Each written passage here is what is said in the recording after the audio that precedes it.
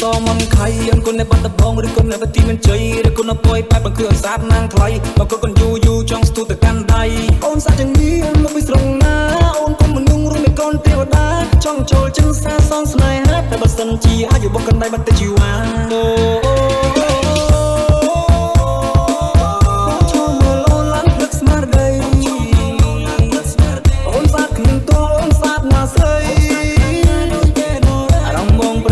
ចាំចិននឹងថ្លៃ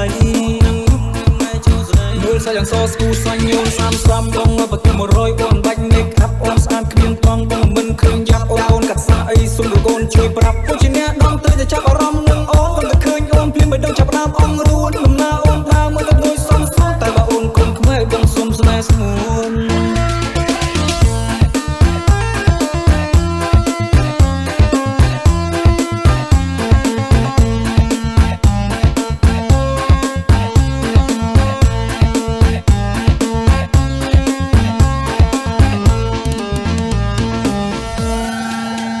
សារវ័ននៅសារវ័នរំមករំពងនំគ្នាមកជួបជុំរំសបាយទាំងអស់គ្នា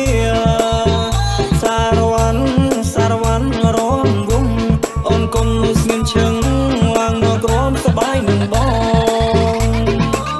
គេឡើងរំអងហើយបើនៅថៃស្រីឡើងរំនឹងបងចាំមិនគិតទៀតថ្លៃរំលេងនឹងបងហើយវិញ្ញាណសរសាច់គ្នាឡើងវងអូនអត់បាច់ស្រីដតីអូនស្អាតនឹងមើលទៅដូចទីធីតាអូនពាក់ហូលថែមតែមានលកាមរៀងដៃតូចមើលទៅដូចអសរាប្រុងក្រុមគ្នាគេបងស្នេហ៍លើជីវ៉ាអូនលេងនឹងបងណាយីចាំមិនជឿងទៅតែពេលលឺ trust me អូនរំត្រូវទុំរំគឺរំស្អាតគ្មានពីនៅរៀបក្នុងសម័យមកចង់បាយពីអមសុំស្នេហ៍ផងតើបានទេជិះវារំវងមកជូនអូនទៅញ៉ាំកាហ្វេអង្គុយសាសងសុំស្រស់ស្រមយាម